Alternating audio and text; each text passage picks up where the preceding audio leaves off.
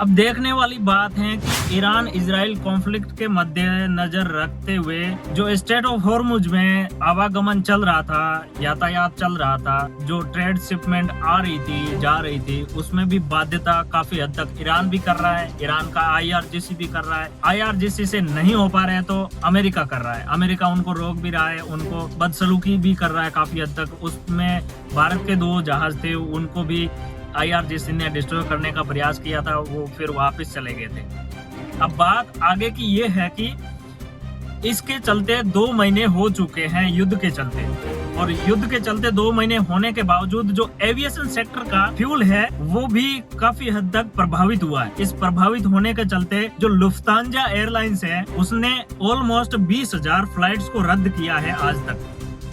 मतलब आने वाले समय के लिए भी 20,000 आने वाली फ्लाइट्स को डिले कर दिया है। ऐसी फ्लाइट्स जो कम काम की थी या फिर उन पे जो यात्री भार कम था उसको डिले करने का प्रयास किया है, यानी कैंसिल कर दिया ऑलमोस्ट, ये मान के चलिए। भारत में भी ऐसी 1-2 एयरलाइंस है जिन्होंने करीबन 100 से 150 के आसपास फ्लाइट्स का टाइमिंग था उसको डिले किया है, मतलब कैंसिल कर दिया है, ऐसा समझिए। दूसरा है कि अब जब एविएशन सेक्टर प्रभावित हो रहा है तो सोचिए कि जो डिफेंस सेक्टर है वो भी तो आने वाले टाइम में प्रभावित होगा। 2 महीने हो गए इसके चलते, और इतना ही रिजर्व फ्यूल होता है वो भी इतना ही काम आता है। जब एयरलाइंस का फ्यूल भी खत्म होने लग रहा है तो सोचिए कि आने वाले टाइम में, मतलब आने वाले 1 से 1.5 महीने के आसपास का स्ट्रेटेजिक रिजर्व बचा होगा। इससे ज्यादा रिजर्व बचा नहीं होता है किसी भी कंट्री के पास में। 3 महीने से ज्यादा ऑलमोस्ट जो सामान्य तौर की कंट्रीज है उसमें रिजर्व नहीं रहता है। तो देखना ये होगा कि जब रिजर्व नहीं है, स्ट्रेटेजिक रिजर्व का फ्यूल नहीं होगा देश के पास में, एनर्जी के सेक्टर नहीं होंगे, तो कंट्री को गवर्न करना, चलाना और जो बिजनेस है उनको रन करना कितना इफेक्टिव हो जाएगा। जब इतना कुछ इफेक्टिव होगा तो इंडस्ट्रीज को कोलैप्स देखने को मिलेगा। ऐसी इंडस्ट्रीज होगी जो काफी हद तक प्रभावित हो सकती है या फिर बंद होने के कगार पे जा सकती है, या फिर उनको 2-3 महीने के लिए यूनिट्स बंद करनी पड़ती है कुछ हद तक। लेकिन दूसरा पर्सपेक्टिव ये है कि भारत में इसके प्रभाव के चलते एथेनॉल ब्लेंडिंग का प्लान किया जा रहा है, यानी कि ड्राफ्ट तैयार किया जा रहा है राजमार्ग मंत्रालय की तरफ से।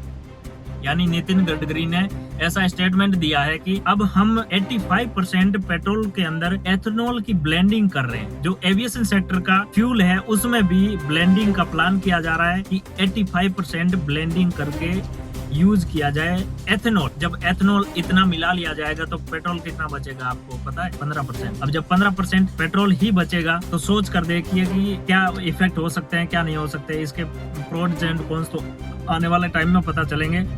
लेकिन बात यह है कि जब सामान्य तौर की गाड़ियों में एथेनॉल ब्लेंडिंग आज तक 20% हो रहा है, मतलब E20 ब्लेंडिंग हो रहा है, 20% एथेनॉल को मिलाकर पेट्रोल में और हर एक गाड़ी में भरा जा रहा है, उसके भी रिपरकशंस देखने को मिल रहे हैं काफी हद तक। यानी देखा जा रहा है कि उससे गाड़ियों का जो रिजर्व पेट्रोल होता है वो भी कम हो चुका है, और गाड़ियों में खराबी तकनीकी भी देखने को मिल रही है, तकनीकी फॉल्ट भी देखने को मिल रहे हैं ब्लेंडिंग के चलते। ये रिपरकशन सिर्फ सामान्य परिवार का व्यक्ति ही देख रहा है, बाकी को कोई भी लेना देना नहीं है, कोई मतलब भी नहीं है। लेकिन अब आने वाला टाइम क्या है क्या नहीं है वो एथेनॉल ब्लेंडिंग 85% होने के बाद में देखने को मिलेगा। जो एनर्जी के सेक्टर हैं उनमें भी काफी प्रभाव देखने को मिलेगा। यदि एथेनॉल 85% ब्लेंडिंग होके चला जाता है तो इसका फायदा भारत को ही होने वाला है। आप समझ रहे हैं इस बात को? क्यों हो रहा है? एथेनॉल कहाँ से आ रहा है? यानी शुगर कैन है या फिर कोई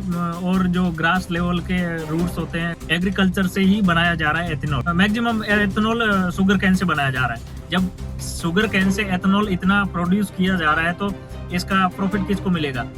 एक सामान्य आदमी, मतलब एग्रीकल्चरिस्ट है, यानी कि जो फार्मर है, किसान है, उनको मिलेगा फायदा। तो अल्टीमेट भारत को ही होने वाला है। लेकिन आज का जो 83% पेट्रोलियम आयात किया जाता है अन्य देशों से, वो काफी हद तक प्रभावित हो जाएगा, और उसका प्रभाव देखने को मिलेगा कि जब 85% एथेनॉल मिला लिया जाएगा तो अपन अन्य देशों पर डिपेंड नहीं रहेंगे, किसी भी अन्य कंट्रीज पर डिपेंडेंसी हमारी बनी नहीं रहेगी। और भारत सिर्फ 1-2 देशों से इंपोर्ट नहीं कर रहा है पेट्रोलियम, भारत ऑलमोस्ट 42 कंट्रीज से इंपोर्ट करता है पेट्रोलियम, क्रूड ऑयल। उसके बाद में रिफाइंड किया जाता है, रिफाइंड करने के बाद में उसको प्रोसीड करके आगे अलग अलग सेक्टर में भेजा जाता है, जिसमें ग्रास लेवल पे देखा जाए तो जो एविएशन सेक्टर का फ्यूल है वो भी रिफाइंड होके ही आता है, सबसे जो टॉप कैटेगरी का होता है वो होता है।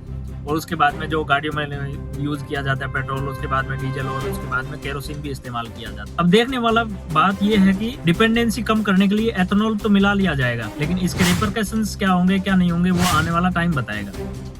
आपका क्या कहना है इस विषय पर कमेंट बॉक्स के माध्यम से एक छोटा सा हिंट ड्रॉप कर दीजिए।